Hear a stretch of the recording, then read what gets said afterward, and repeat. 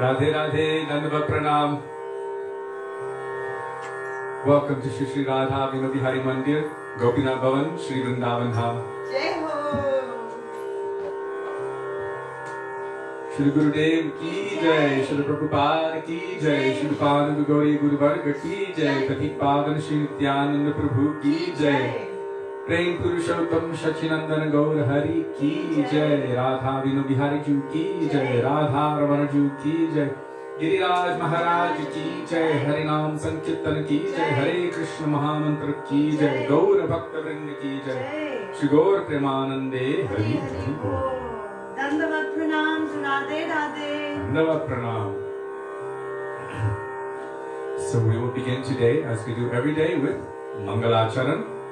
Page 1 of this book, Shri Gaudiya Giti Gucha.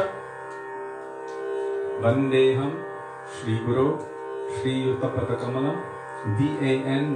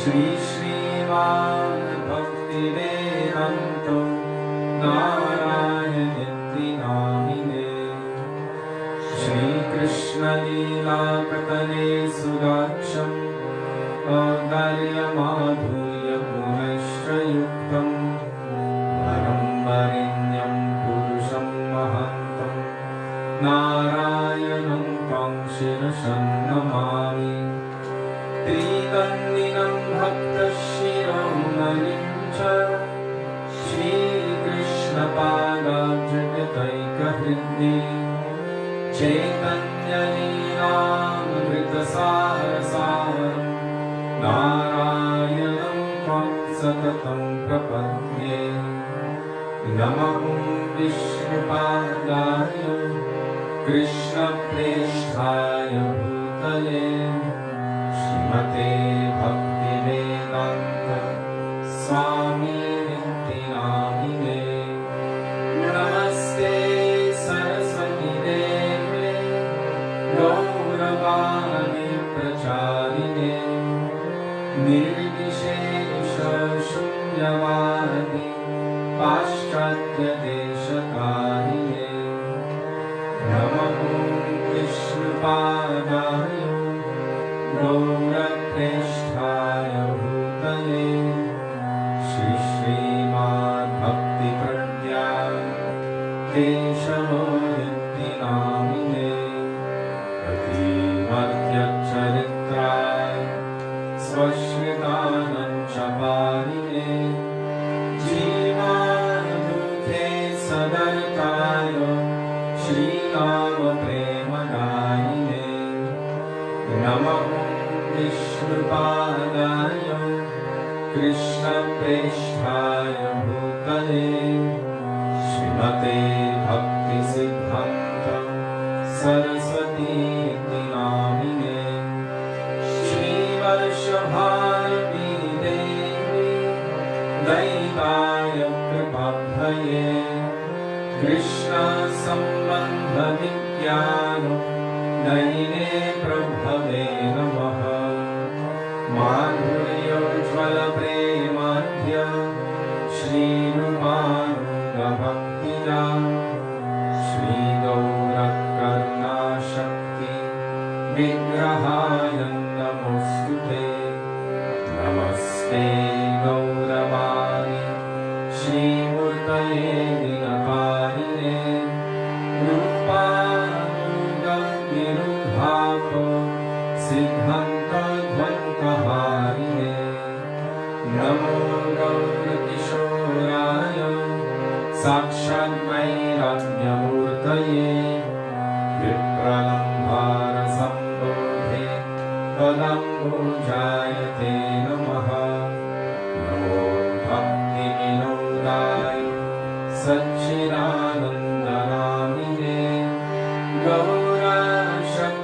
गौरशक्तिस्वरूपाय रूपानुगम्बराय ते गौराविर्भावभूमे स्वं निर्देष्टा सजनप्रिय वैष्णवः सर्वभौमश्री जगन्नाथाय ते नमः वञ्चाकल्पतरुभ्यश्च कृपासिन्धुभ्येव च पतितानं पावनेभ्यो वैष्णवेभ्यो नमो नमः नमो महावदन्याय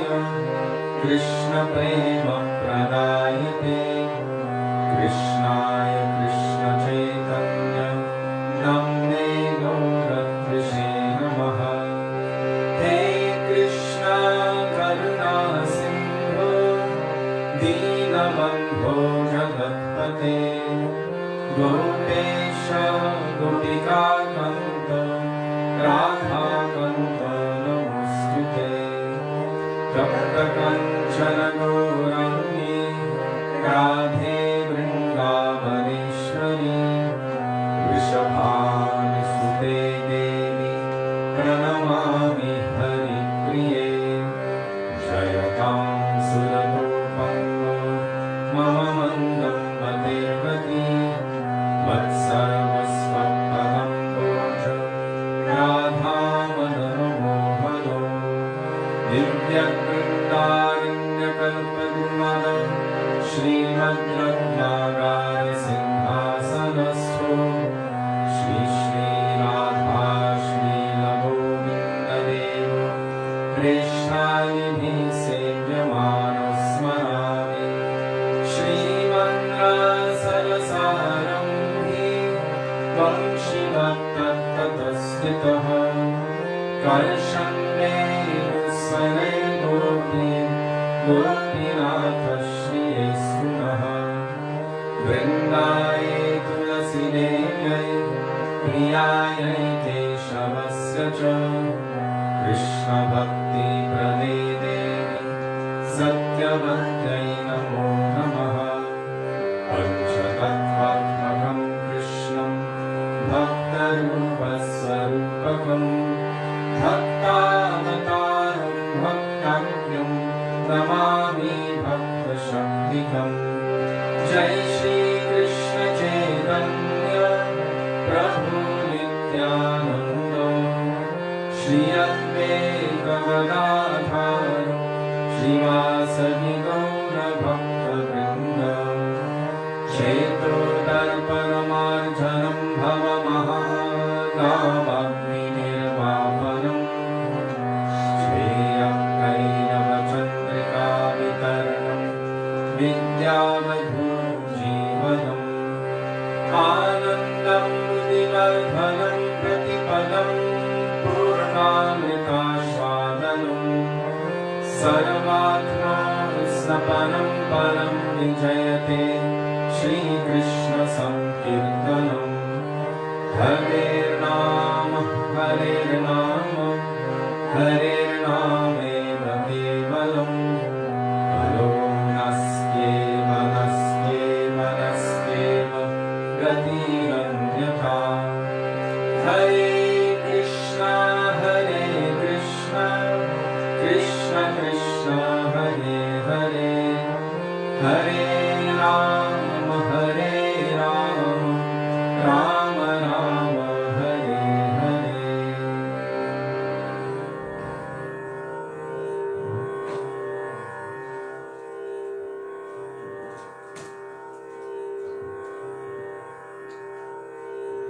You have to pick it and then give time.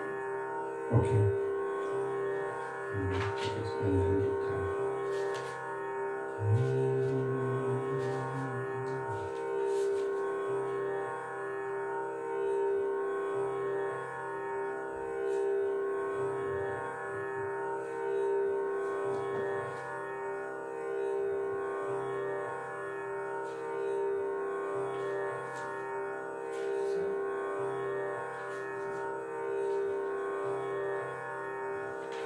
Some people need time. Gurudev Kripa Bindu Diya. Now take your time. That's page 32.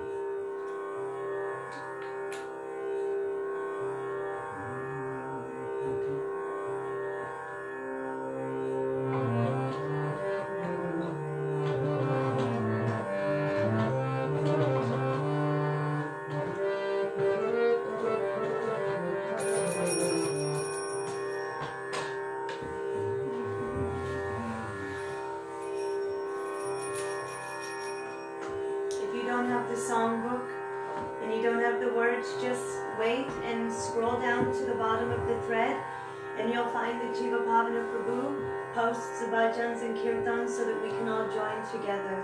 Thank you, Jiva Bhavana Prabhu. Thank you, Prabhu. I love it. Gurudev Kripa Bindu Diya Kuruye Dasi Trina Bekhayati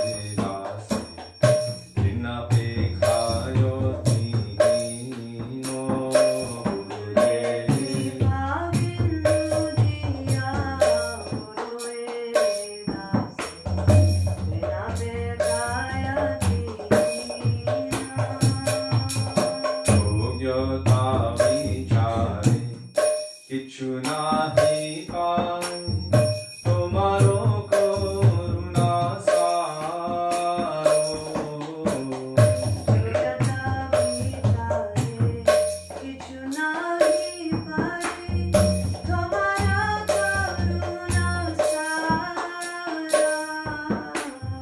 करुणा ना होइले कादियो कादिया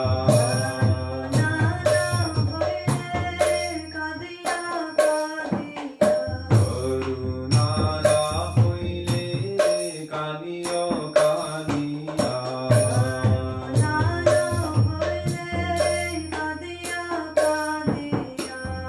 प्राण ना राखिब आरो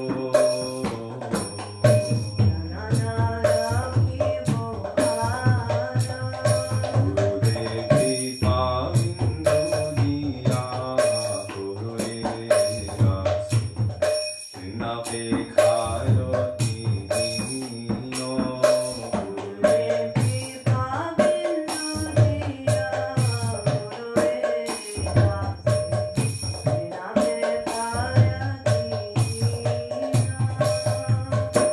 गुरुदेव गुरुदेव जय गुरुदेव गुरुदेव जय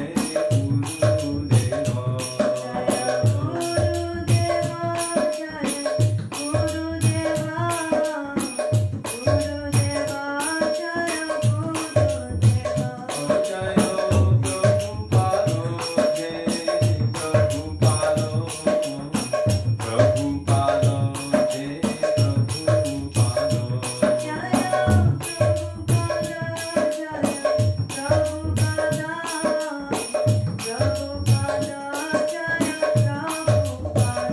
गुरु परंपरा गुरु परंपरा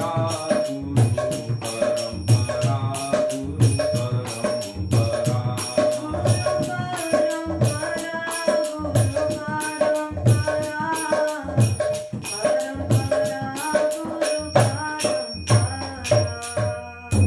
श्री गुरुदेव की जय श्री प्रभुपाद की जय गुरु परंपरा की जय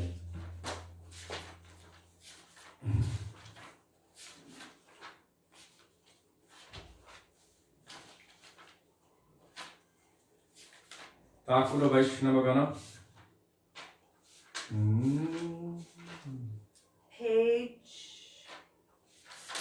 Page 43. 43.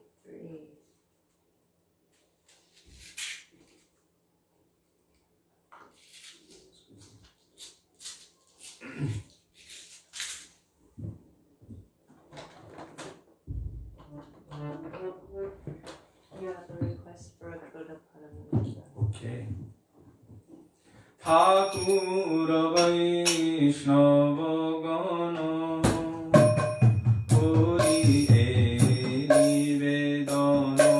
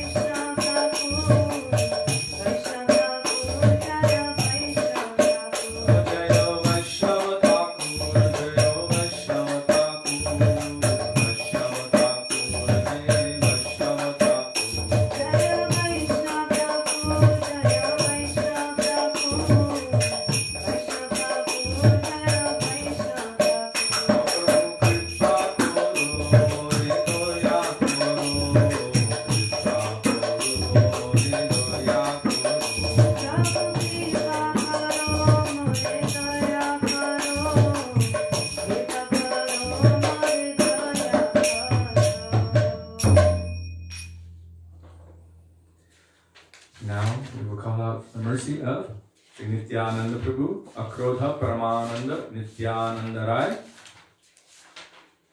It's page 60. 60. Patik Pavan Shri Nityananda Prabhu Ki Jai. You sure don't want to play the harmonium? Yeah. Jiva Pavana Prabhu writes, Hiya Herbie. I don't know what that means. Who? Jiva Pavana Prabhu. He writes what? Hiya Herbie. Auto spell correction? I don't know. Yeah, Ravi. Hiya Herbie.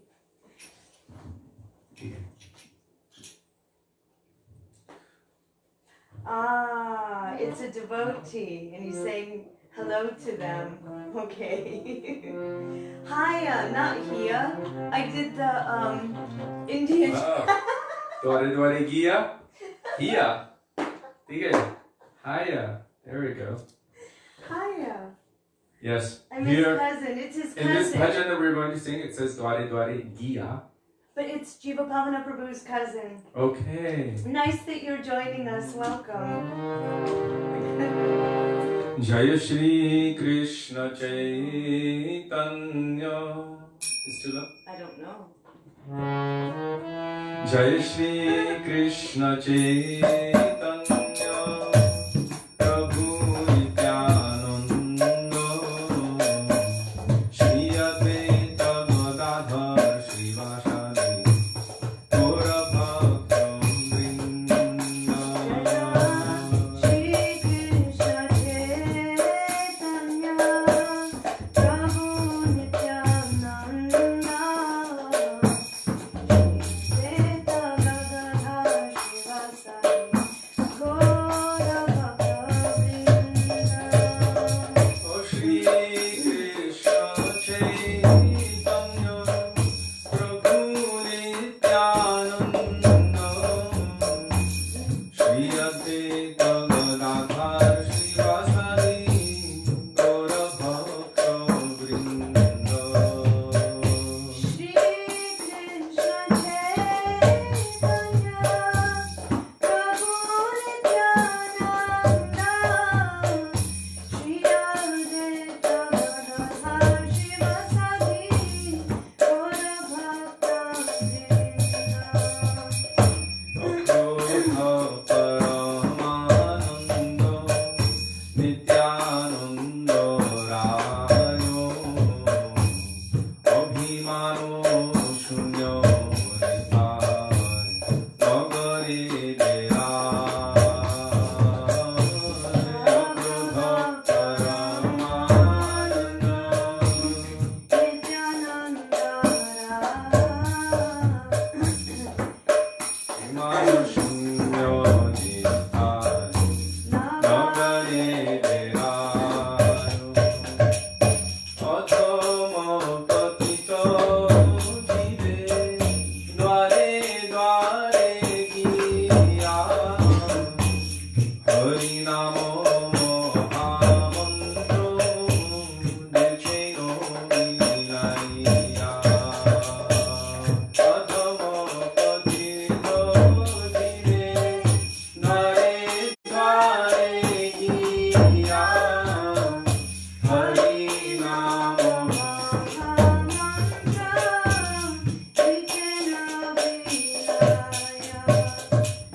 Jai dekhe tare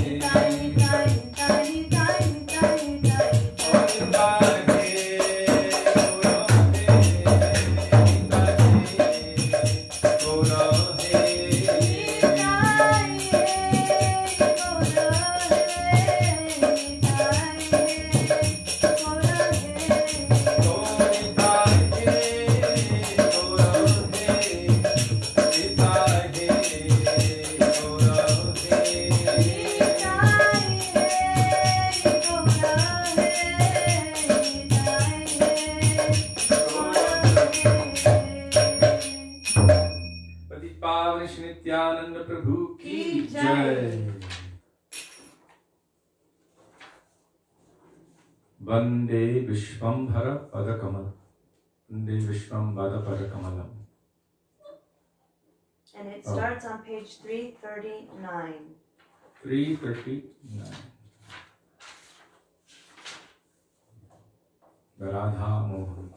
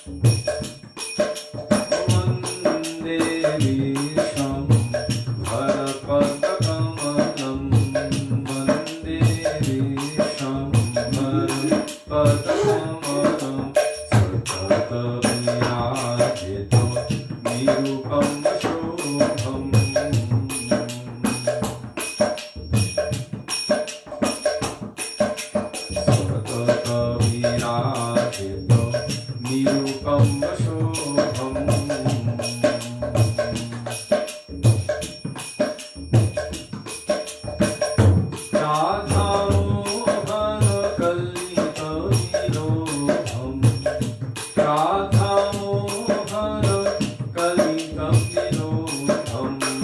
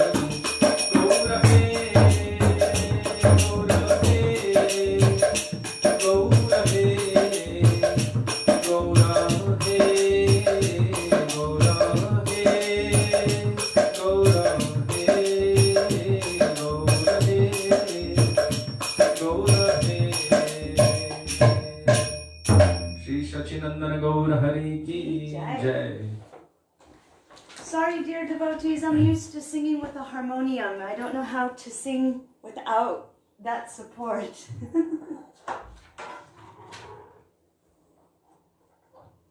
It is difficult to sing with a tanpura.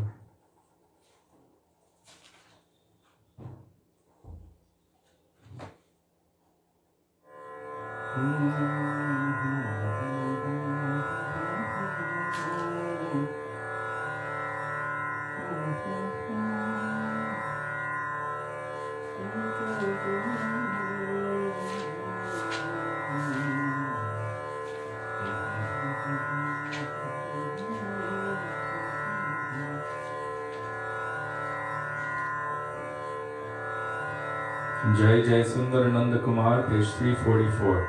344. Jai Jai. Jaya, Jaya, Sundar Nanda Kumar. And if you've recently come on board, Jiva Pavana Prabhu very kindly posts the bhajan in the most recent, what is it called? Thread. In the thread. The most recent comment of the thread. What page? 344.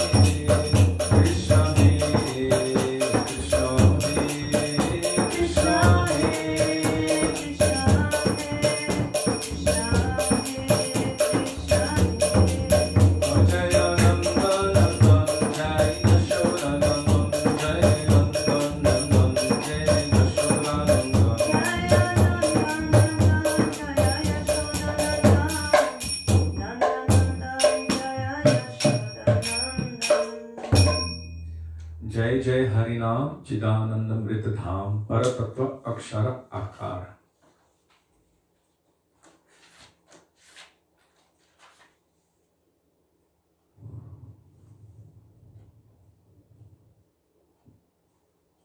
There's a lot of Jai Jais. Oh, 178. Jaya, Jaya, Harinam. 178 in this book. Or it's on the comment, in the comment section of the thread. You can use that thing, I won't see. No, but on this kind you can do easily. It's on the other one too.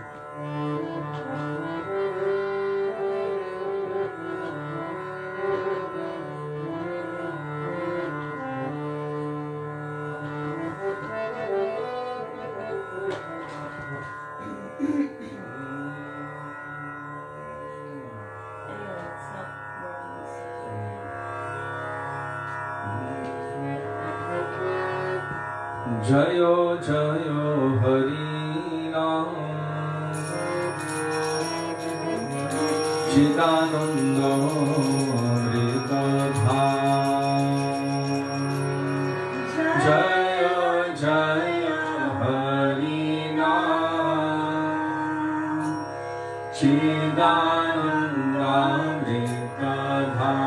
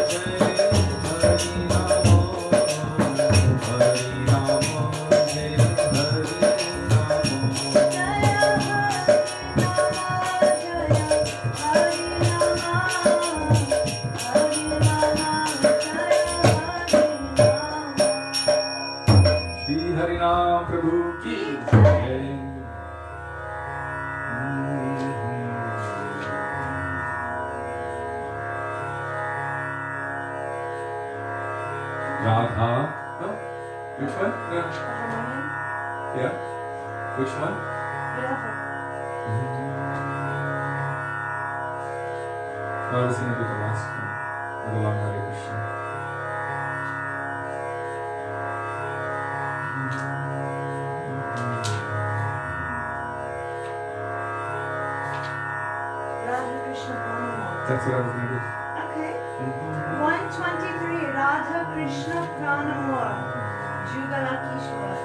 1, 2, 3.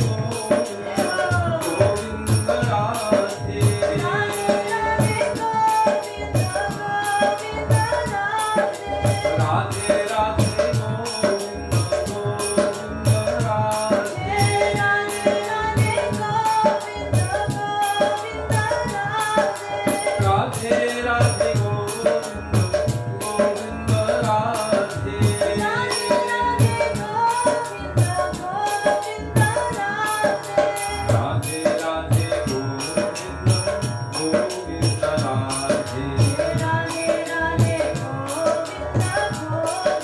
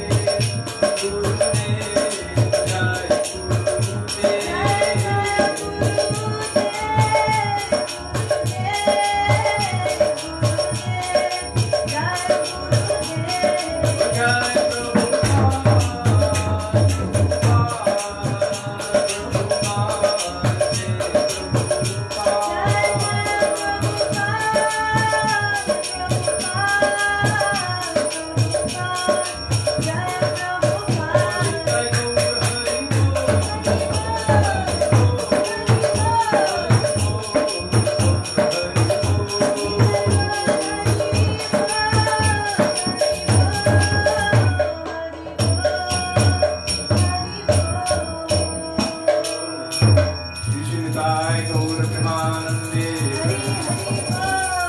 Shri Gurudev ki jai, Shri Prabhupada ki jai, Bhanu Varga ki jai, Shri Nityananda Prabhu ki jai, Sachidananda Gaur Hari ki jai, Radha Vinu Bihari Ju ki jai, Harinam Sankirtan ki jai, Hare Krishna Mahamantra ki jai, Gaur Bhaktivinoda ki jai, Gaur Premanande. Hari Hari Hari Hari Bol.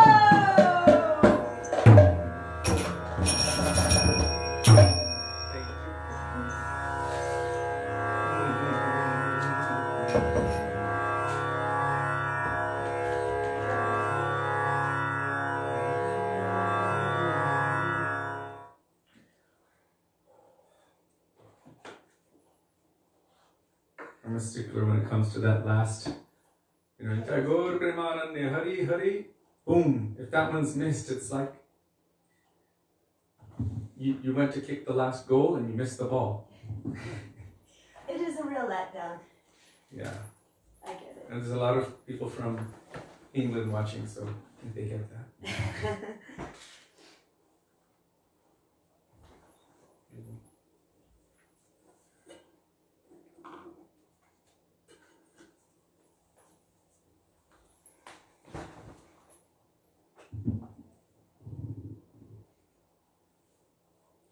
Gurave Gaur Chandraya Radhikaya Tadale Krishnaya Krishna Bhaktaaya Tadbhaktaaya Namo Namah Ajnanatimirandhasya Jnananjana Shalakaya Chakshurum Nilidam Yena Tasmai Shri Gurave Namah Sorry Tasmai Shri Gurave Namah Namah Vishnupadaya Radhikaya Priyatmane Shri Srimad Bhaktivedanta Narayan Nityanamine Namah Vishnupadaya Krishna Presthaya Bhutale Srimate Bhaktivedanta Swami Nityanamine Vanchakalpatarubhyascha Kripa Sindhubhya Evacha Patitanang Pavanebhyo Vaishnavebhyo Namo Namah Shri Krishna Chaitanya Prabhu Nityananda Shri Advaita Gadadhar Shivasari Gaura Bhakta Vrinda Hare Krishna Krishna Krishna Hare Hare Hare Rama Rama Rama Hare Hare Mukam Karoti Vachalam Pangum Langayate Girim Yatkripatamaham Vande Shri Gurum Ninatarinam.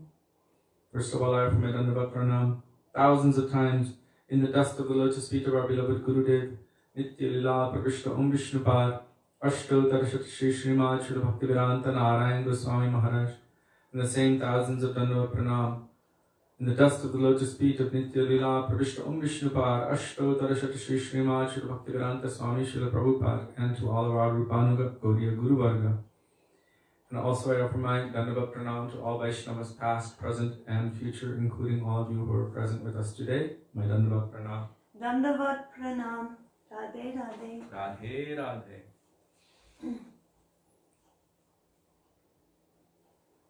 Was there a question already, Sudevi? No. Okay, what was that question from yesterday? I don't remember it. 1 second.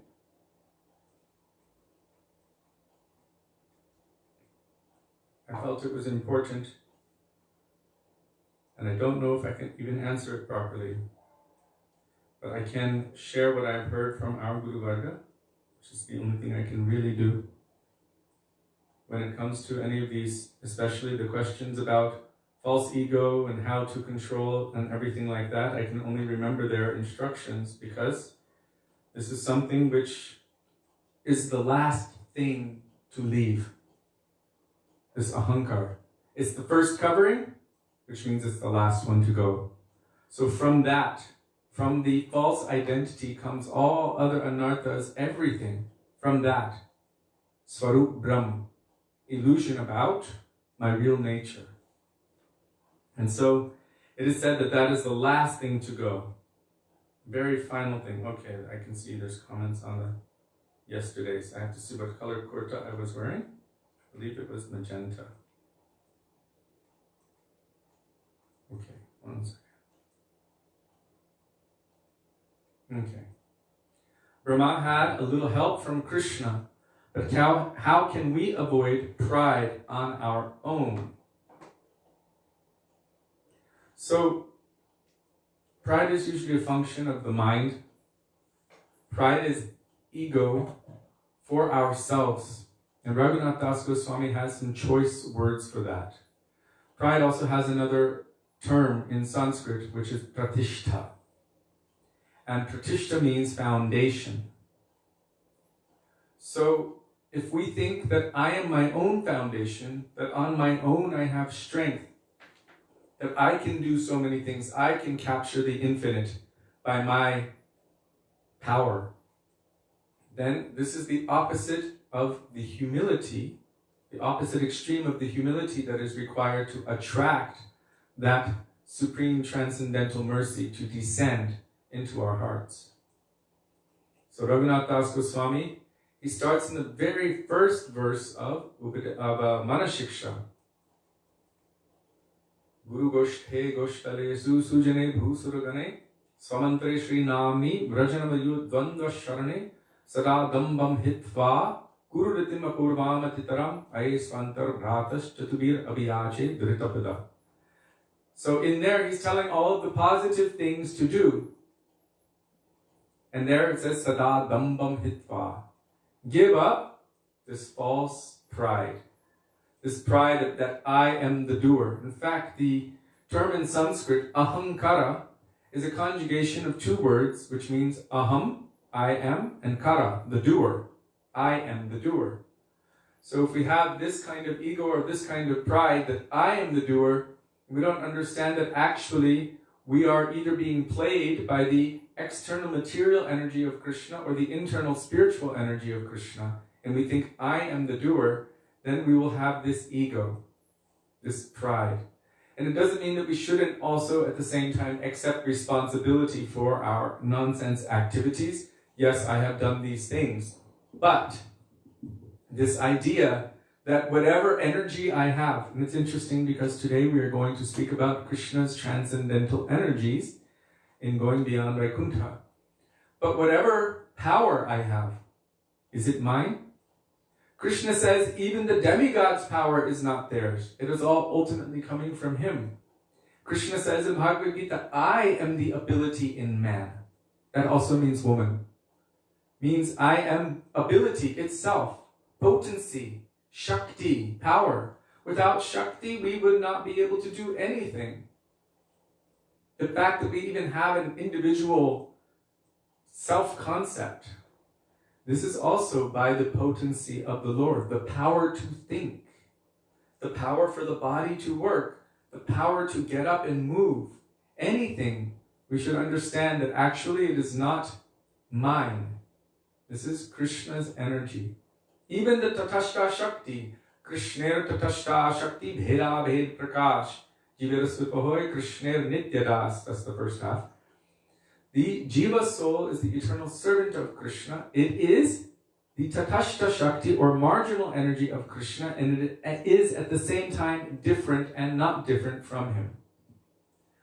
Just like there's the sun and then there's a particle of light. Now you can't say that a single particle of light is the sun, and yet it is part of the sun.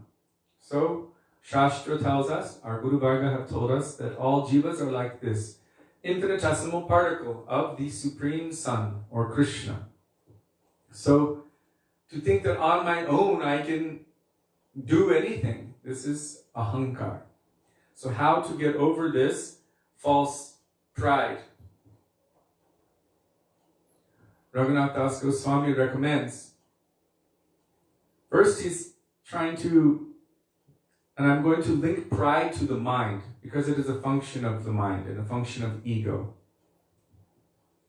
So he's speaking to his mind or his ego, because it's that sense of self-identification. This is, oh, I am this person. Don't you know who I am?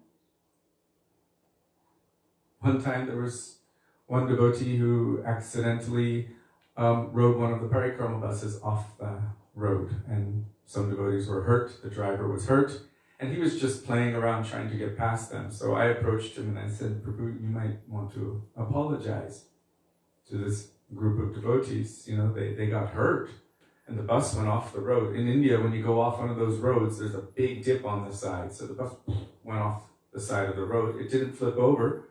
But anyhow, some devotees were hurt and the driver, I think, broke his wrist. And he was like, who are you to speak to me? You never speak to me again. He was so angry at me and fire in his eyes. I was like, whoa, okay, all right, sorry. I was just kind of trying to make a suggestion. But how dare you say anything? Who do you think you are to say anything like that? So this is this kind of pride or egotism that one can get. And Brahma, we see in this case with the Katha we heard yesterday, when he was asked at the gate of Dwarka, which Brahma are you? He's like, what do you mean, which Brahma? I'm the Brahma, the one, the only, the Lord of this universe, the creator of everything within this universe. Which Brahma am I? And then when Krishna let him in, then he realized, which Brahma am I? I am nothing but a particle. So there are a few things which are very beneficial for us. One, instead of taking ourselves to be the center, to be our pratishta, we should take our Gurudev, our Guru Varga, Chaitanya Mahaprabhu and Radha Krishna to be our pratishta. My Gurudev is my pratishta. He is my foundation. Then we can have so much pride. But that pride is not for us. It is for Guru. We can have pride in Krishna. So whoever we meet, wherever we go, we can share the glories of our Gurudev. We can share the glories of Gauranga Mahaprabhu. We can share the glories of Radha Krishna in the form of their names, forms, qualities, and pastimes. And by this, instead of making myself the center, they are the center, then they are my pratishta. So this is one way of getting rid of this ego or pride. That I am completely dependent upon them, I am dependent upon their mercy.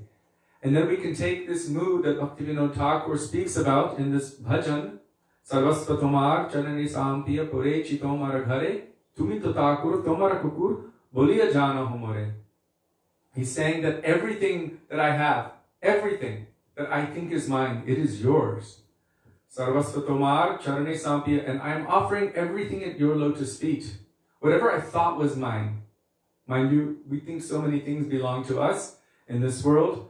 We think in terms of I and mine. This is my harmonium, my microphone, my phone, my iPad, my apartment, or this or that. But what is really ours in this world? My body, my intelligence, my ego, my brain, whatever attachment we have. My wife, my children, my this, my that, my country.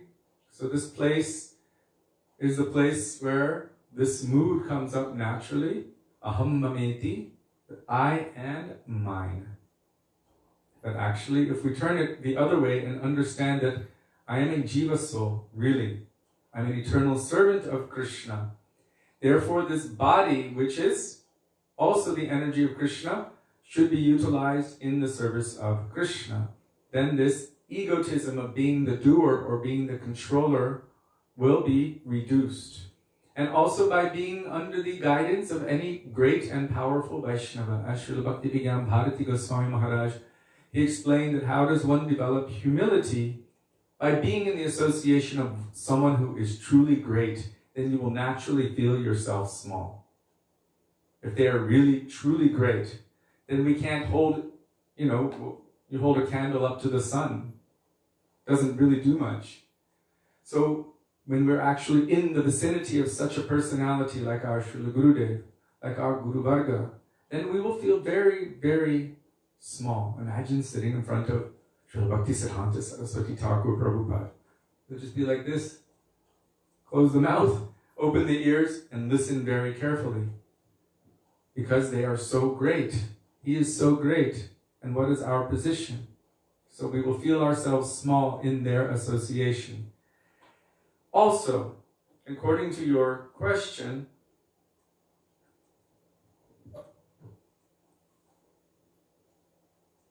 or you're asking how we can avoid pride on our own. Actually, it's not possible on our own.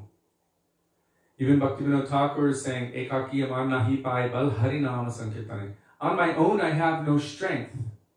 If we think that I am my foundation, then how am I going to give up pride?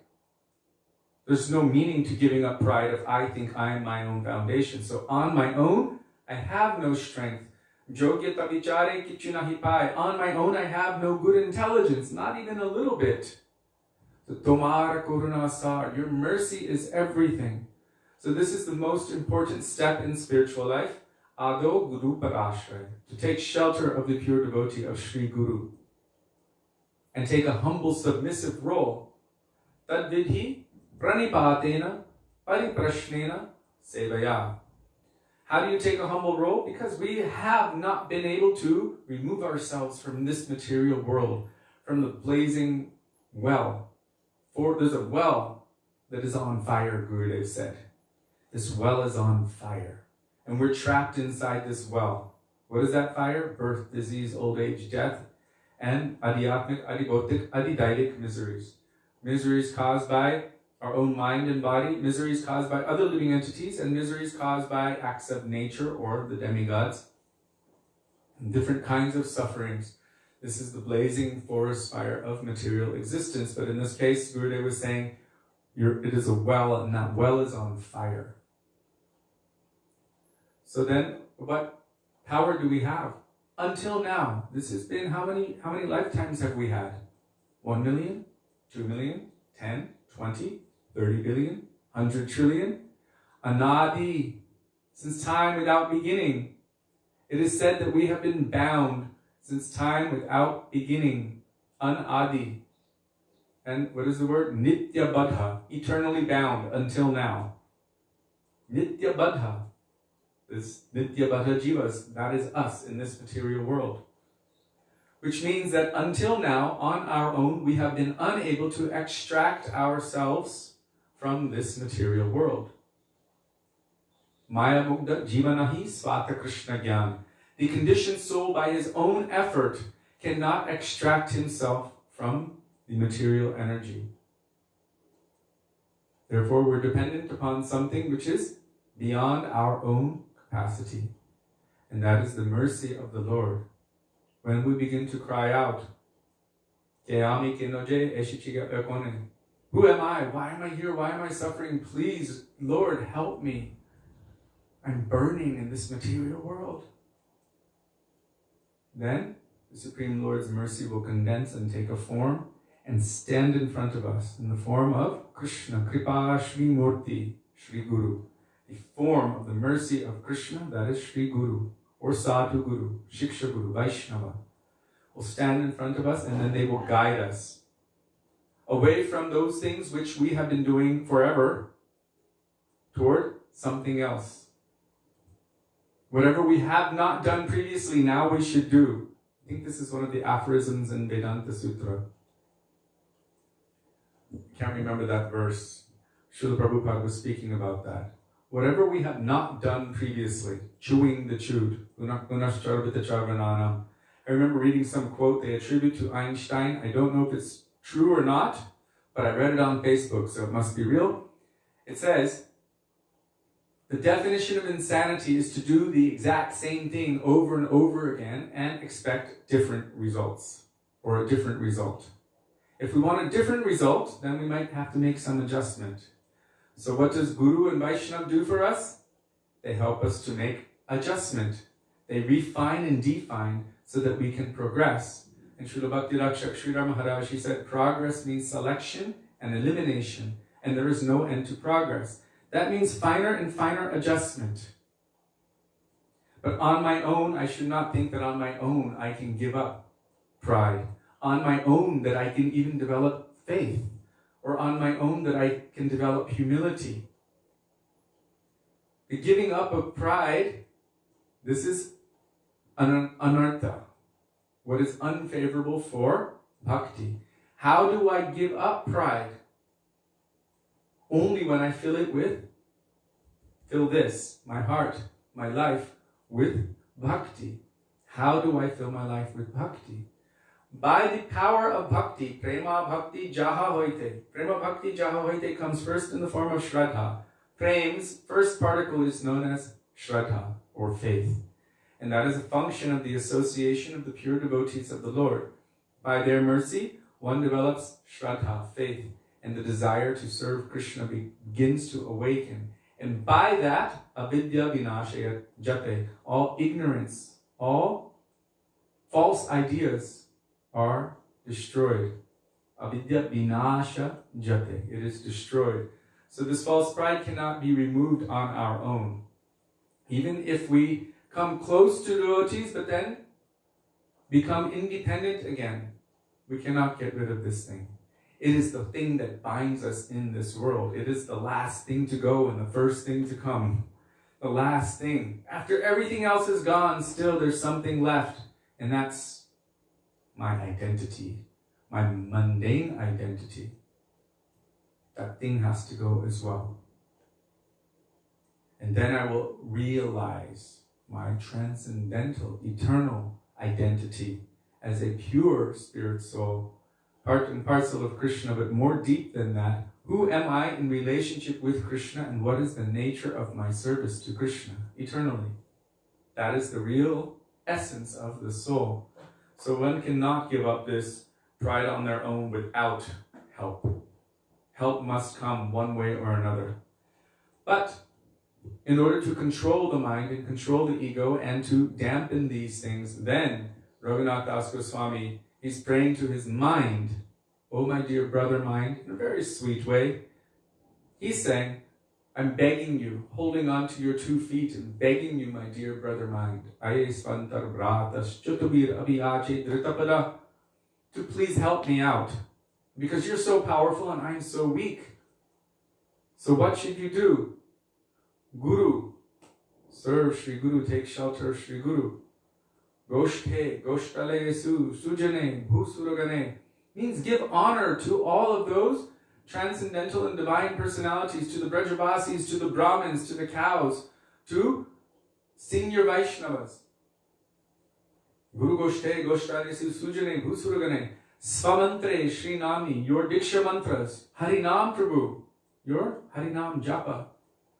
And then Vrajanava Yuva Dvandva Sharane, surrendering unto the lotus feet of Shri Radha and Krishna. Sada dambam hitva. Give up this false pride.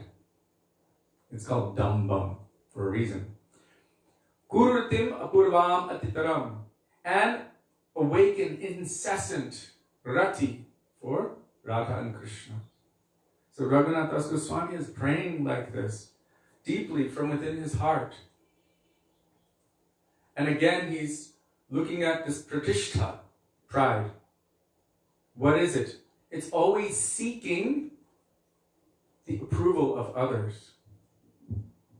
How did I do? Did you like it? Give me a little ego boost. Pat me on the head.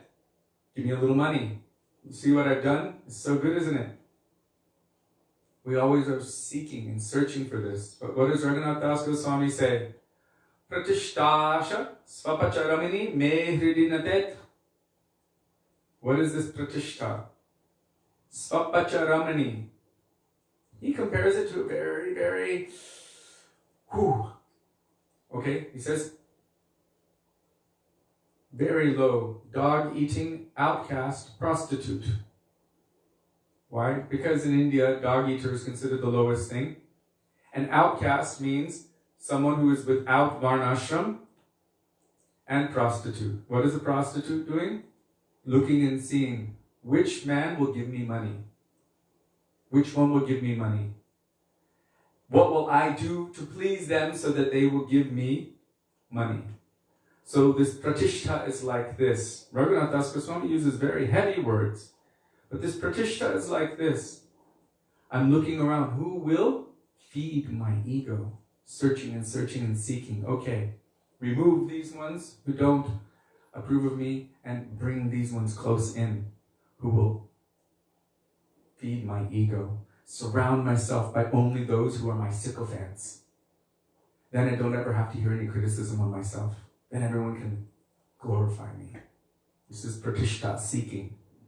So Raghunath Das Goswami would not even sit in front of Jagannath temple and beg, because he didn't want this mood to come in his mind, oh, which one will give, which one will give.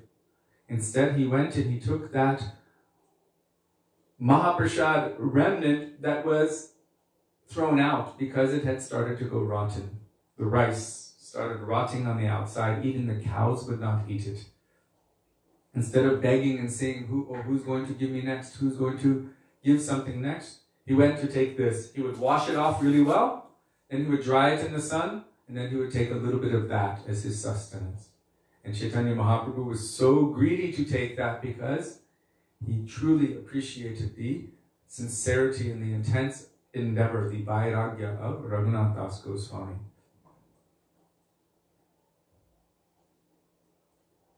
So this subject is actually quite a big subject, ego and pride.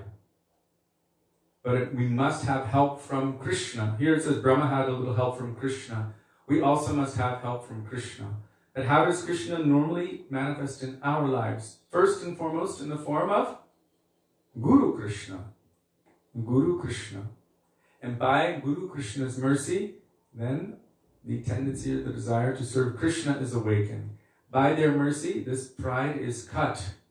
By putting us to work for Krishna, by their harsh chastisement, then our ego is cut, our pride is cut, and we develop humility. And by that humility, then Trinarapi Sunichena, Tarorapi Sahishnuna, Amanina Manadena, Kirtaniya Sarahari. Chaitanya Mahaprabhu is saying, what is required to be able to always take shelter of the holy names of the Lord? Kirtaniya Sadahari. What is required? Deep, deep humility. Trinadapi Sunichena. Feeling oneself lower than a straw in the street. How does one feel themselves like that? Only by having all of that pride and egotism cut down in the association of those who are truly humble. And what does this humility mean? How can they cut it down? Because they are truly humble to Krishna. Their mood, everything is only serving Krishna. They have no selfish self-interest whatsoever. So by that purity, by that association, our pride is cut. Tarorapi suhishnuna. What is the nature of a straw in the street? Somebody will walk over you, will kick you, and still you will remain humble. Whatever is coming to me, this is the mercy of Krishna. It's a lesson for me that no matter what happens, I will not give up. I will maintain my conviction. I will continue moving forward. No matter what. It's all a test. It's all a test for my utsaha, my enthusiasm, my determination, my patience. So what is coming to me? I must accept this. And Hare Krishna, Krishna Krishna, Hare Hare, Hare Rama, Rama Rama, Hare Hare. If I cannot think it's the mercy of Krishna, at least I can understand that it is a debt which is coming to repay me. Something that is due to me because I have done something in any previous lifetime or even this lifetime. Now what's coming to me? I deserve it.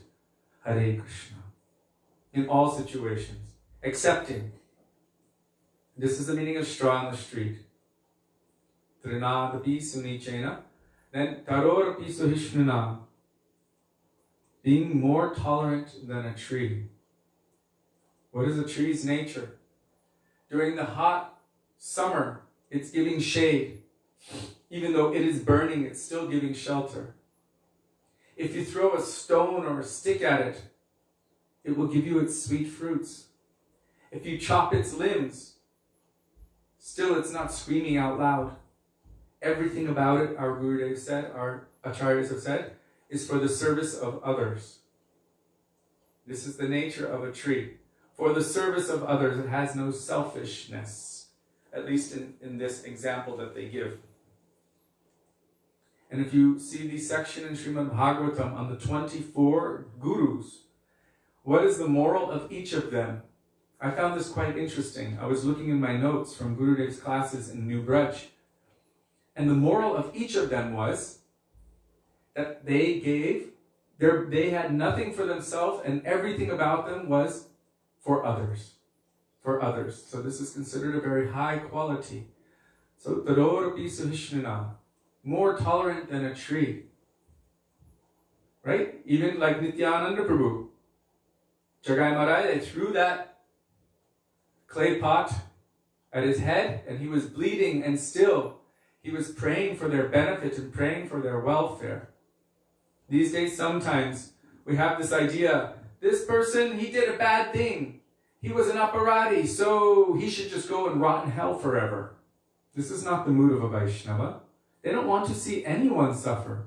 What did Prahlad Maharaj ask to Narasimhadev Bhagavan? Let me take all of the sins of everyone unto me, and let me suffer in hell for all eternity, but give the entire universe liberation. Prahlad asked for this thing.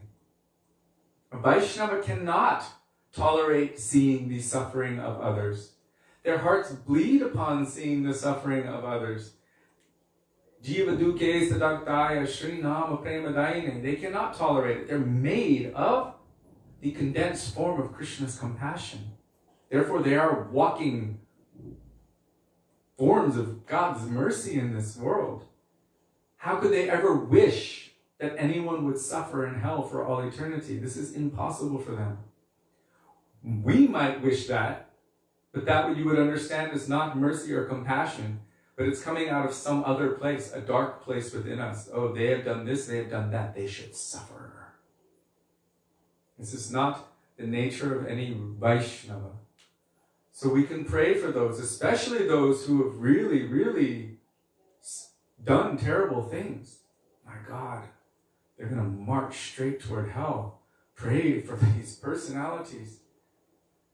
Srila Bhaktisiddhanta Saraswati Prabhupada, he explained to his disciples that every selfless welfare worker of Gaudiya Math should be willing to expend a minimum of 200 gallons of their own blood for the spiritual upliftment of each individual jiva of this world. 200 gallons. It means how much energy is required to help even one. How much compassion must be there. Sometimes we'll see that Sri Guru, it may appear that if any disciple does any terrible thing, and Sri Guru will say, I don't want to see them, I don't want to see their face, stay very far from me, like this. But what is the purpose and reason of that? They're not saying you should go to hell. They want that personality, they want that naughty child to shape up, crying and come back, I'm so sorry, please forgive me, I don't know what was wrong with me, I promise I won't do this again. Guru does not want to see anyone suffer or burn in hell.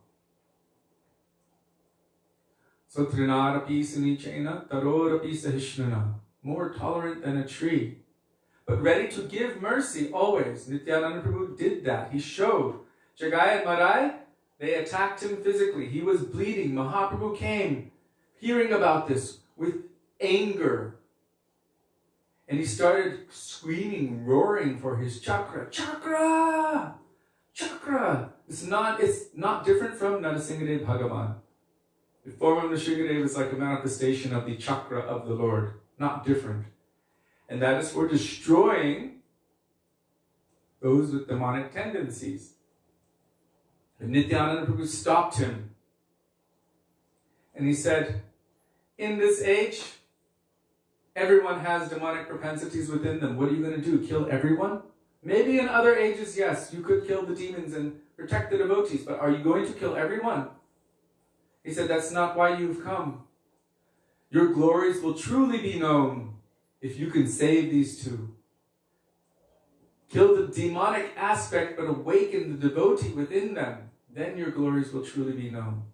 So Nityananda Prabhu petitioned on their behalf, seeing their suffering, pitiful condition, even though he himself was hurt. This is like throwing a rock at a tree, and what does the tree do? He drops most beautiful mangoes. If you throw it at a mango tree. Nityananda Prabhu petitioned Mahaprabhu profusely on their behalf. And then Mahaprabhu removed their sins and he awakened within them prema. So this is the Vaishnava nature, which is compared to this tree. No matter what happens, he's giving shelter, giving mercy, giving the best thing. This is the nature of a Vaishnava. And then amanina manadena. Amanina means not expecting any respect for oneself. not seeking that. So we were speaking about that in terms of pratishtha. We were speaking about that in terms of ego and pride. Not seeking, oh, you should see how good I'm doing, glorify me, love me, this or that. Seeking that pratishtha, then this is going to increase our pride, our ego, and we won't develop the humility necessary for bhakti. And manadena means be ready to give all respect to others. Then the last line says, Kirtaniya sadahari. One can always chant in such a humble state of mind. However, Srila Bhaktisiddhanta Saraswati Prabhupada, he explained, and we should understand these shlokas not through our own pride, but through the understanding of the pure devotees. On my own, how can I ascertain and understand transcendental subject matter? I require to have help from above. So Srila Bhaktisiddhanta Saraswati Prabhupada explained that this does not mean that one should manifest humility in front of everyone. One should manifest this humility in front of Hari, Guru, and Vaisnava, but not in front of atheists and materialists and like that. If you think about it, if you feel yourself, I've heard this a lot lately actually. So many devotees even, they've said, I'm so low, I'm so fallen, what right do I have to say anything? I'm so, I'm nothing. So what can I say? What can I do? So I'm so fallen that I won't tell anyone about Krishna because God knows I'm not a very good devotee. I'm so fallen that I know he's a child molester, but what can I say? I mean, I've probably done it millions of lifetimes before. It starts to become Mayavad at a certain point. It's like, complete like, what does our Gurudev say? Impotent eunuch. This is the words Gurudev used. We should try to become qualified, but we should not be like so. What Gurudev said, I wrote it down in my book. I'm trying to remember. When I remember, I'll let you know. That we should never be neutral. One should never be neutral. In bhakti, you have to have drive. The root qualification for bhakti is the intense, greedy desire to have it. And that means it's insatiable, that appetite. It means, where can I get it? How can I get it? And that drive manifests in the association of those who are already burning with that. In the association of devotees, bhaktya sanjataya bhakta. Bhakti is manifested or awakened in the association of other devotees. That intense, greedy desire to have it, where I must purchase it without delay, however I can get that. So Srila Bhaktisiddhanta Saraswati Prabhupada, he explained that one should not be humble in front of materialists or atheists, but they should apply that humility in front of Hari, Guru, and Vaishnavas. This is proper. But if someone is against Guru, Vaishnava, and Krishna, or even threatening physical bodily harm, then we should step in and do something. Or we should try to fight it. Our Gurudev said, you should cut their tongue with arguments from Shastra. And if you don't have the capacity to do so, then you should cover your ears and leave that place, jump in any body of water with all of your clothes on and pray to the Lord for forgiveness from hearing anything which is against Hari, Guru, and Vaishnava. So there's certain prescriptions according to our qualifications. But if we can say something, Gurudev said that he wants all of his children. I just remembered that yesterday. I was thinking about it. He said, I don't want my children to be like little kittens. I want you to be like lions. Little kittens are like, they're not doing anything. He said, jumping on the heads of elephants, of aparad, of sahajyavad, of apasampradaya, of everything which is not favorable for bhakti, and roaring very loudly, he said. He wants his children to be like this, not to be weak and impotent, little schnibbly little things. He wants us to become qualified to represent his Guru Varga. Srila Gurudev has explained this to us. So we should try to please our Gurudev by being strong, by by not accepting all kinds of nonsense activities in the name of bhakti. This will destroy. I just read it just before the class. Who was I reading it from? I can't remember. But I was reading it that to accept these things in the name of bhakti, this will be detrimental. Oh, Gurudev said, we can accept so many things, but we can never accept changes in the philosophy or a twisting of the philosophy. The duty of a disciple is to uphold and maintain the dignity, the purity of the teachings of our Gurudeva and Guru Varga. This is the duty of the disciple. So maybe I'm weak, maybe I don't have any power, I don't have any potency. But all of us have something. Something. We've received something. Gurudev said, if we are like this faithful dog, loyal dog. Actually, Gurudev said, what does he want from a disciple? Loyalty. This is what he wants. So this loyal dog, what is his qualification? He may be very small, but he's walking with his very powerful master. And that little dog, he might be on a leash, but he knows that my master is very powerful. Gurudev said he has so many big guns. My master is so powerful.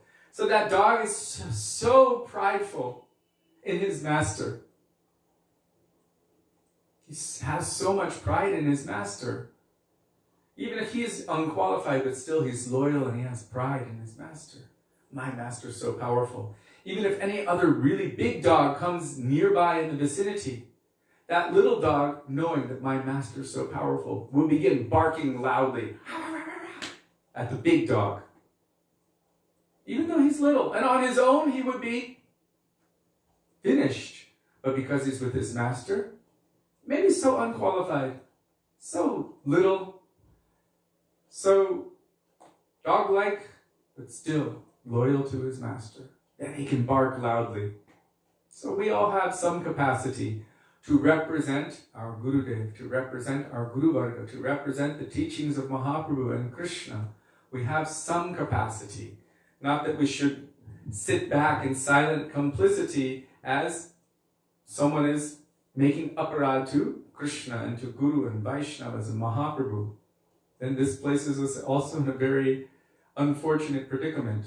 Something must be done, something must be said. So, Trinarapi Sunichena means to be humble to Hari Guru Vaishnavas, but to be very strong and bold when it comes to dealing with those who are antagonistic to Krishna, antagonistic to Guru and Vaishnava, antagonistic to Bhakti, against transcendental love and affection.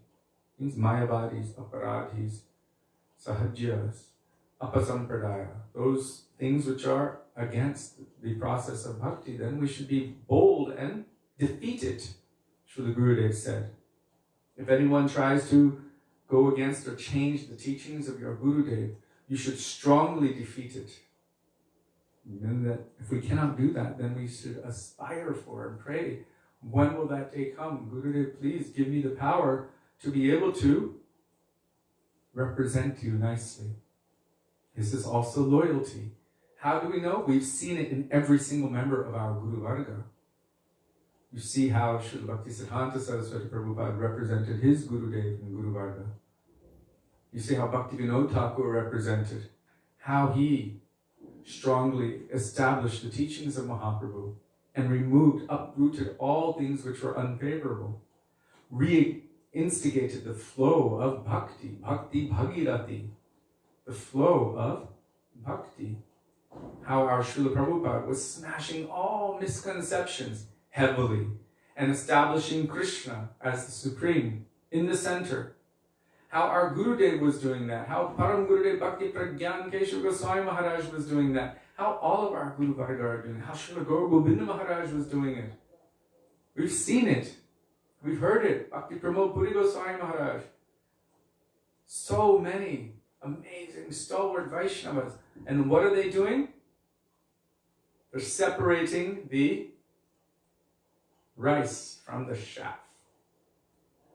They're separating that thing which is good from that thing which is unfavorable, and letting us know what is unfavorable and what is favorable. Anukulyasya sankalpa, accept what is favorable. Pratikulyasya varjanam, reject what is unfavorable. If we don't know what is unfavorable, we might also accept that as favorable. So Srila Bhaktisiddhanta Saraswati Prabhupada said that so much more energy needs to go into showing what is not bhakti so that we can understand what is bhakti. We're looking for the pure thing. So many are giving impure things. For every one real guru, how many false gurus are there? And each one is giving their own little different false thing. So how do you know which one is, so many are giving gold, but most of it is fool's gold. And every once in a while you get mixed. And it's very rare to find the pure thing. Our Gurudeva and Guru Varga have said, a real pure devotee is extremely rare. Even Krishna says it. Even someone who's attained the Brahmabhuta Prasanatma platform, or who understands that Krishna is the supreme, such a great soul is very rare. Samahatma sudurlabha. Samahatma sudurlabha. A great soul is very rare. What to speak of? A real, true Brajabasi in the line of Rupa Goswami, a true Rupa Anuga, who is an eternal associate of Radha and Krishna in Vrindavan, serving in their Nikunjas. How rare would that be? That's rare beyond rare. It's not like everyone and their mother is of that nature. So rare. But even more rare than a real pure guru, Gurudev said, is a sat shishya, a real disciple. Srila Bhaktisiddhanta Saraswati Prabhupada said he did not come to make disciples, he came to make gurus. But a real sat shishya, a true real disciple, is really not different than guru, because they're carrying that weight, that heaviness of what their guru has given them. That pure disciple is receiving in line, and so they are carrying that same message, that same wine in a new bottle.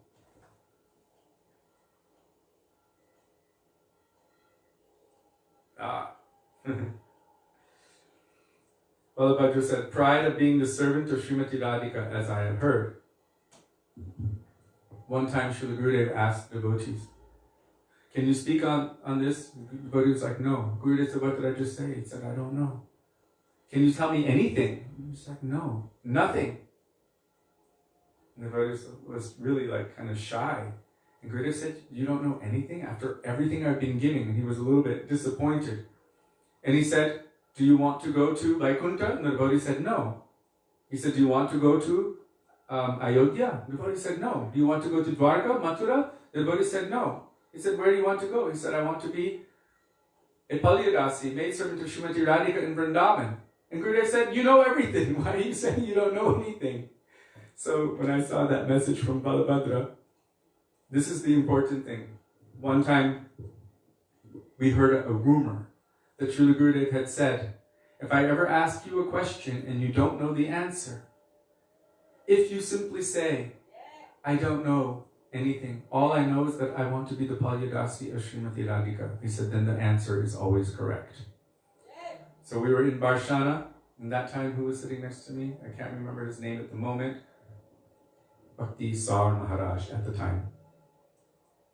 And he said, Gurudev is going to have me speak today, but I'm completely blank. I don't know what to say. I don't know what to say. Do you have any ideas? Do you have any ideas? And I said, well, I heard once that Gurudev said that if you don't know what to say, if you just say, all I know is I want to be the Palyadasi of Srimati Radhika, the answer is always correct. So good luck. Then Gurudev said, Bhakti Sar. He came up on stage, he did his Mangalacharan, and then he just said, I don't know anything. All I know is that I want to be the Palyadasi, the maidservant of Srimati Radhika. And then he just stopped. And Gurudev looked at him, and he said, that's all? And he said, that's all. And Gurudev said, okay. Just like that. It was beautiful. Anyhow, I just wanted to share that with all of you. That is the essence of everything.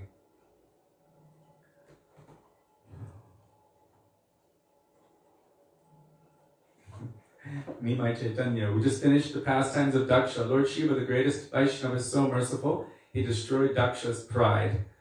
That is another way of having your pride destroyed. The Vaishnava destroyed his pride. Literally, his head was removed by, what was his name? Veerbhadra? And then they placed upon his neck, the first head transplant that we know of in history, the head of a goat. And by mantra, stitched it on.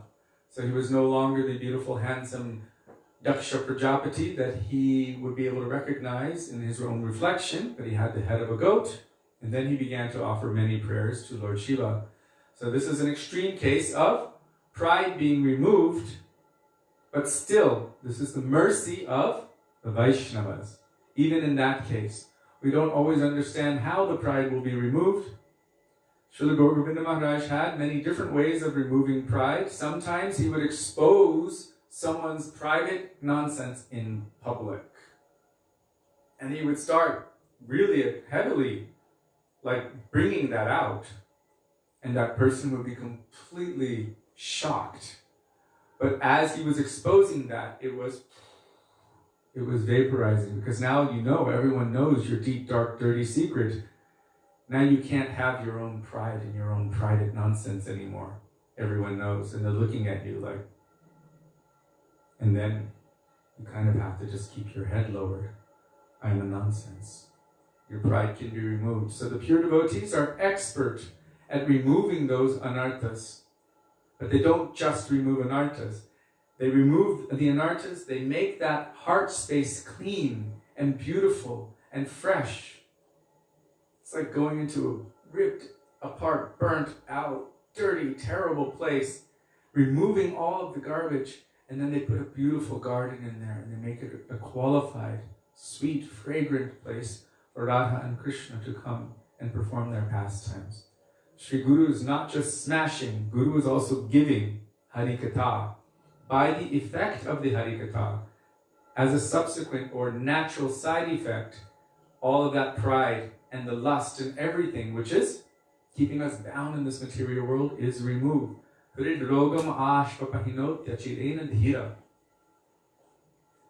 disease of lust, the knot of lust in the heart, is destroyed by the Harikatha, spoken from the mouth of that person who is really experiencing their relationship with Krishna. So how to recognize Sadguru nowadays? It's the same way as one should recognize Sadguru in all of history from forever, because Guru Tattva is Tattva, which means an essential, absolute, eternal, foundational truth.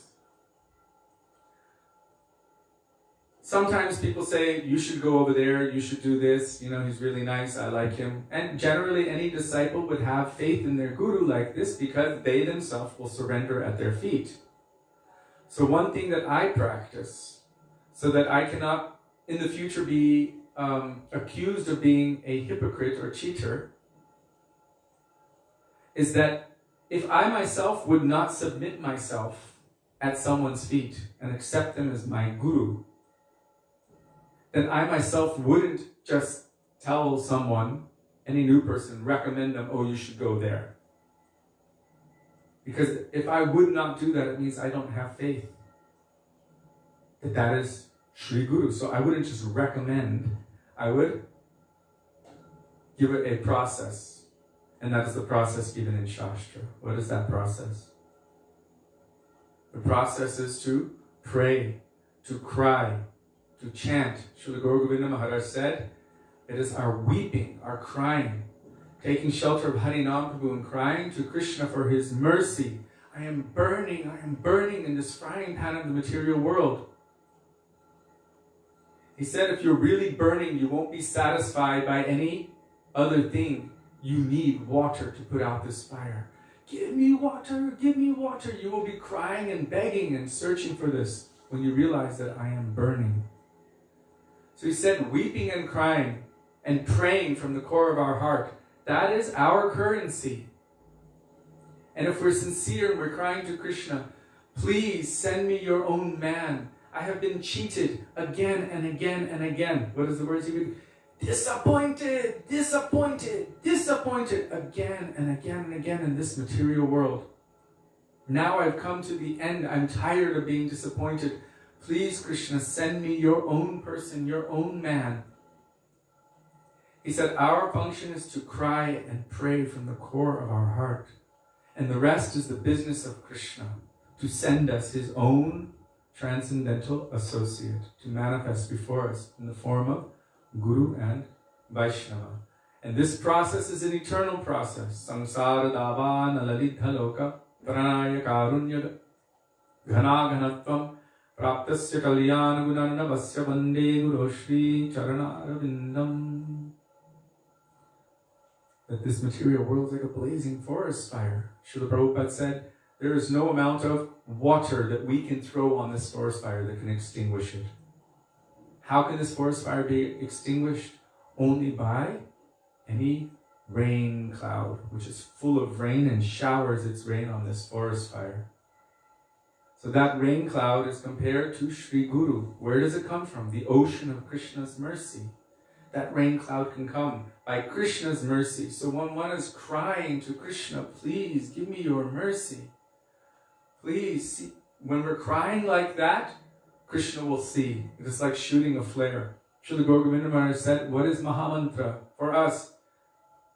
For the jiva, it is the sound of the jiva crying to Krishna for mercy. Hare Krishna, Krishna Krishna, Hare Hare, Hare Ram, Rama Rama, Hare Hare.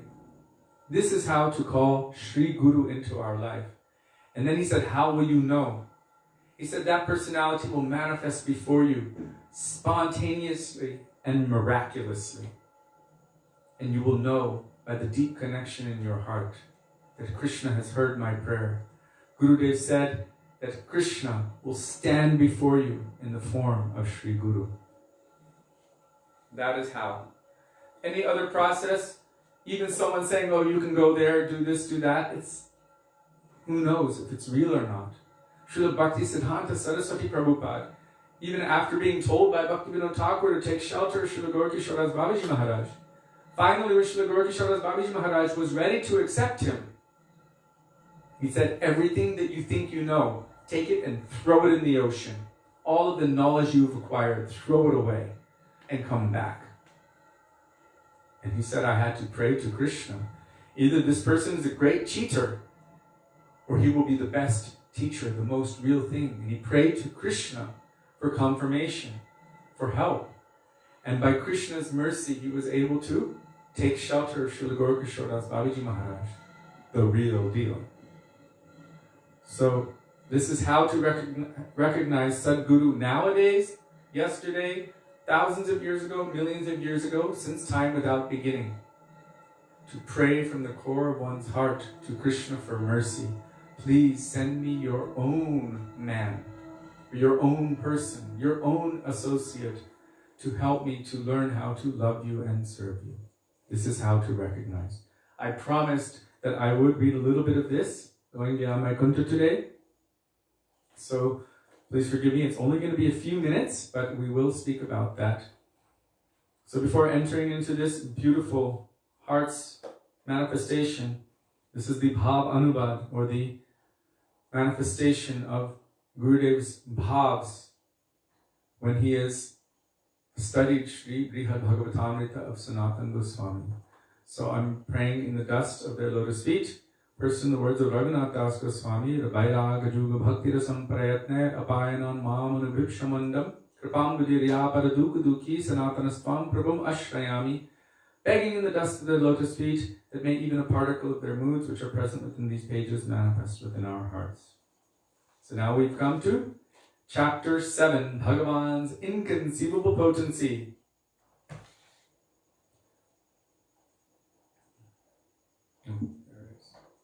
Okay, we've got a few minutes. Bhagavan's inconceivable potency. When Brahma stole the gopas and calves, and Krishna himself became all of them, he took on the same nature as all of the boys and calves. He also became the sticks, the blankets, everything. They're sticks, they're blankets, everything Krishna manifested as.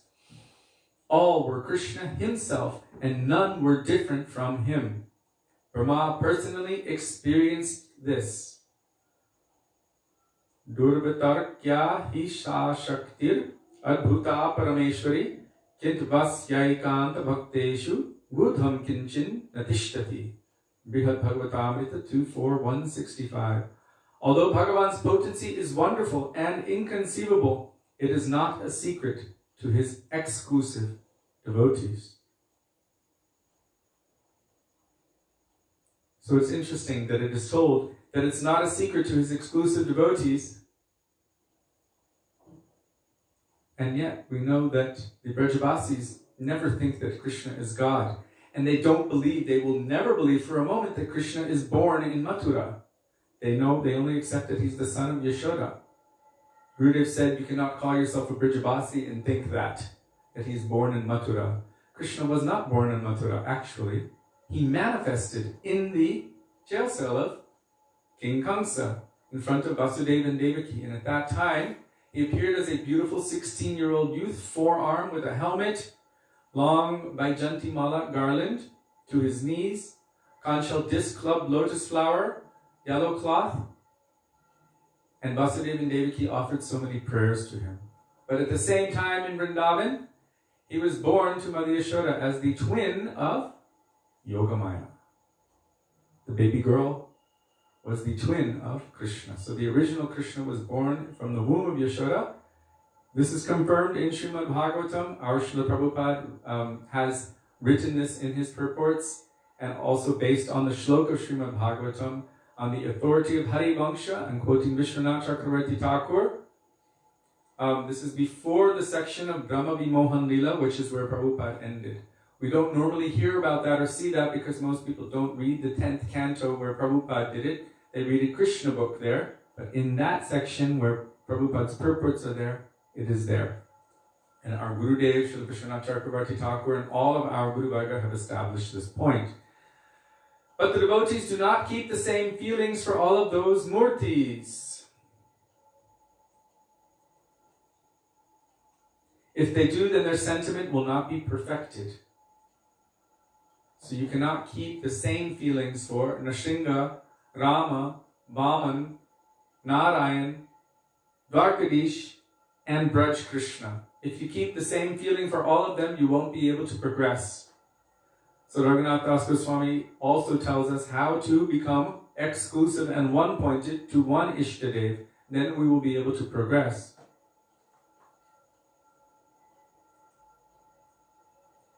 If we see them all as equal, then we will treat those sticks which Krishna became the same as the original form of Krishna himself. Ramchandra, Narayan, Nrsimha, Vaman. I swear I didn't read that. I just came to read it now. Maybe I did some years ago. Krishna is one with all of them. So an ordinary man, a neutral person, will consider that they are all equal, just as one may consider that all tulsi leaves are equal. Which one is smaller or bigger? Which one has holes in it? Which ones are dry, wet, or immature? Doesn't matter. All are equal. Similarly, those who are neutral say, for us, all Vaishnavas are equal. We don't consider who is Uttam, Madhyam, Kanishta. Interesting, Gurudev is going into this subject. From one perspective, yes, you look at, okay, Nrsimha, Ram, Narayan, Vaman, Dwarkadish, Braj Krishna, all are one. It's all equal. All Vaishnavas are Vaishnavas, so they're all equal. So Gurudev is saying for those who are neutral. But I just quoted before, Gurudev said in Bhakti, you should never be neutral. For us, all Vaishnavas are equal. We don't consider who is Uttam, Madhyam, or Kanishta. We only see that they're all Vaishnavas. They all wear saffron, apply tilak, and take Harinam. So for us, they are all representatives of Bhagavan. Some people speak like this. But in Bhagavad Bhakti, such neutrality is not desirable. In Bhakti, there should be exclusive feeling for one murti. This is called exclusive devotion, or one-pointed devotion. Even in Bhagavad Gita, Krishna says, if you have your faith in so many places, if it's not one-pointed, then you will never attain to any destination.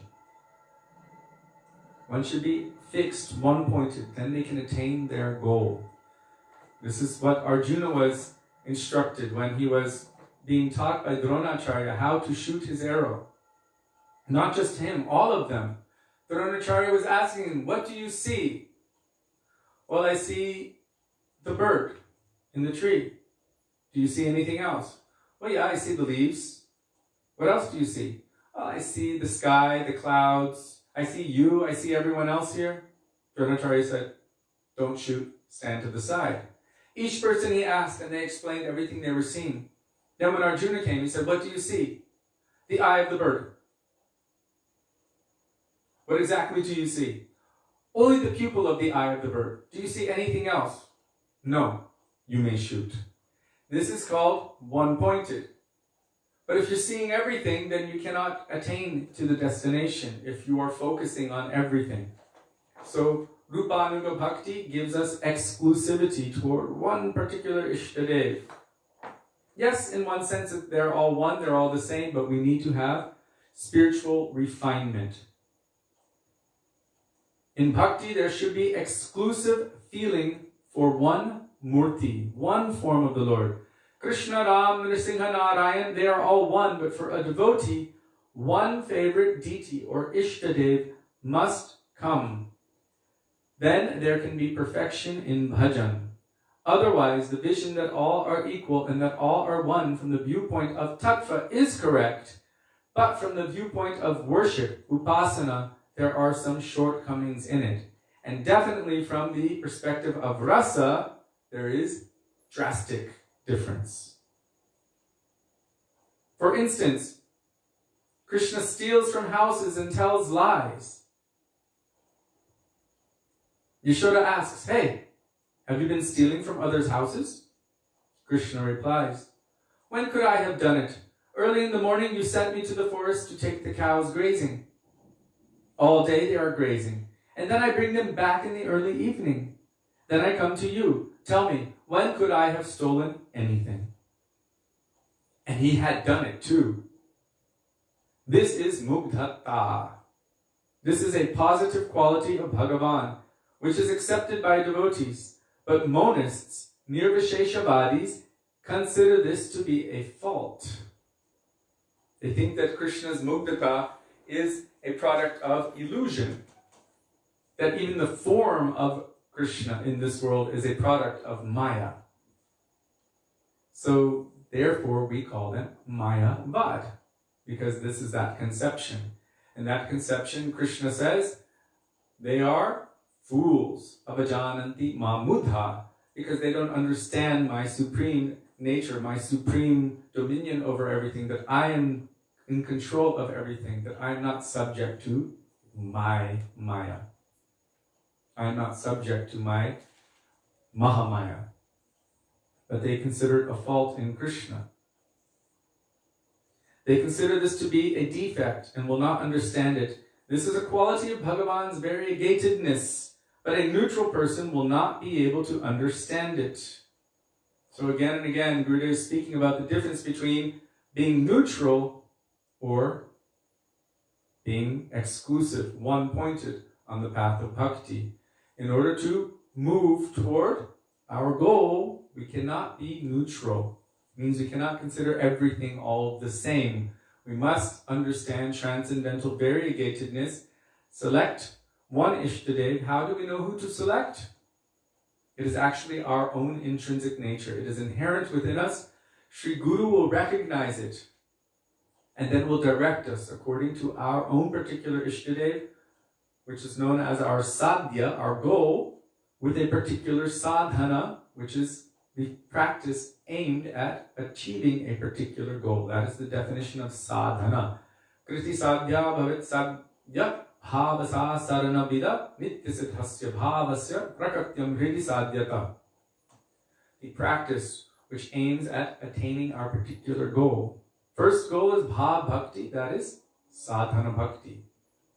Without a goal, what you are doing cannot be considered sadhana. So we need to establish that goal. Srila Gurudev spent a lot of energy really focusing on and establishing this point. In the realm of bhakti, neutrality is the most undesirable thing. Let me read that one again. In the realm of bhakti, neutrality is the most undesirable thing. Exclusive sentiment is the specific quality of bhakti. Exclusive sentiment is the specific quality of bhakti. Therefore, in relation to Krishna, there will never be neutrality. There is neutrality in Brahman. Brahman means Brahmajyoti, the effulgence of the Lord. There you don't recognize any variegatedness, including yourself. There's the feeling of, I can't even call it the feeling of, because if there's a feeling of being merged, then you won't acknowledge your own independent, separate existence. So, but there's no variety, no variegatedness within that effulgence of the Lord. So within there you may find neutrality. So this is a desirable quality for Brahmavadis or impersonalists.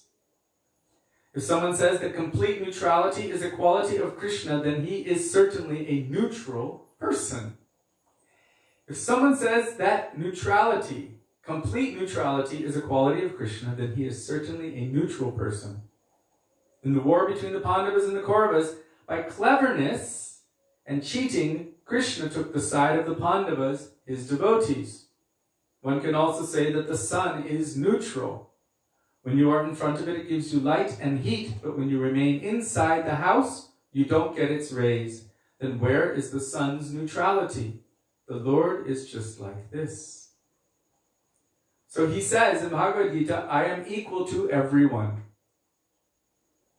But those who come and stand in front of the Lord, they receive that benefit. And those who hide in the shadows, who choose to stay in the darkness, they don't receive that benefit. So how is he? He says, I am not partial to anyone. So that means his nature is such that he is reciprocating in a certain way. So as the sun will touch you if you make yourself present before the sun, so Krishna will connect with you in that way. But if you choose to remain in darkness, under 20 layers of blanket, well, it's summer now in the northern hemisphere, but anyhow, if you choose to remain in darkness, then how will you feel the presence of the sun? How will you see the presence of the sun? So I want to go back a little bit here.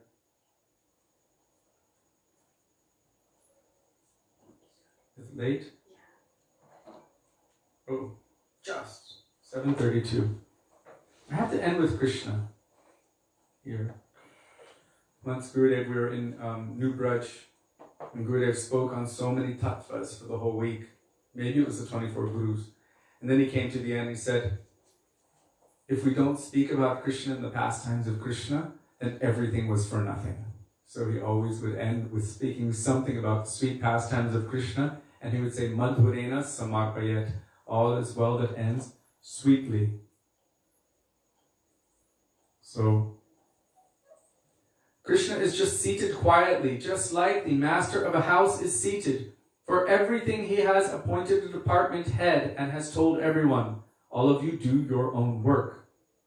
Then he just sits quietly and oversees them all. Like this, Krishna possesses all transcendental potencies or shaktis and lets everyone automatically do their work. In the management of the universe, these shaktis see to it that there is never any disturbance. That means never any disturbance for Krishna. They're performing their function and their duty perfectly in serving Krishna so that he doesn't have to worry about it. There never has been and never will be. That means any disturbance for Krishna. Such is the efficacy of his shaktis. There never has been any disturbance for him, and there never will be. Isn't that amazing? Yeah. So, Krishna stole something, and when the news of his theft reached Yashoda, she became angry. Parabrahma, the Supreme Being, had stolen from houses and broken pots, so he will have to be punished. But because his limbs are so soft, she will not hit him, but bind him. Then he will learn his lesson. Some people think this is wrong of Mother Yashoda to bind her son. But she's teaching the right example to all of the universe. Whatever other ideas we have is not the right idea. Mother Yashoda is teaching the right thing. She's not beating him because he's soft, but she is binding him because he's naughty. Didn't Srila Prabhupada say, show the stick, but don't use it? Something like that. You can show the stick, but don't use it. So his limbs are so soft, she will not hit him, but bind him. Then he will learn his lesson. But how does she bind him? With the ropes of her love and affection. And then he will learn his lesson. Taking a rope in her hands, she tried to bind Krishna, but the rope was short by a measurement of 2 fingers' length. She tried again and again with more rope, and again the rope was 2 fingers' lengths short. Trying and trying from early until 10 o'clock in the morning, the rope was still 2 fingers' lengths short. At that time, Yashoda was very astonished, and the gopis were very delighted. Originally, they had angrily come to speak against Krishna so that he would be given punishment, and now they were clapping their hands and laughing, saying to Yashoda, "Just see, you cannot control him. How will you possibly bind him?" They brought all the ropes of Braj and still couldn't bind him. It was always 2 fingers' lengths short. Yashoda had applied such a long rope, and neither his waist or waist ornaments had increased in size. So how is this? And I will leave you on that cliffhanger right there. Shri Yashoda Damodar ki jai, Krishna Kanhaiya Lal ki jai, Srila Gurudev ki jai, Srila Prabhupada ki jai, Rupada Guru Varga ki jai, Gaura Bhaktivedanta ki jai, Gaura Premanande, Hari Hari Bol.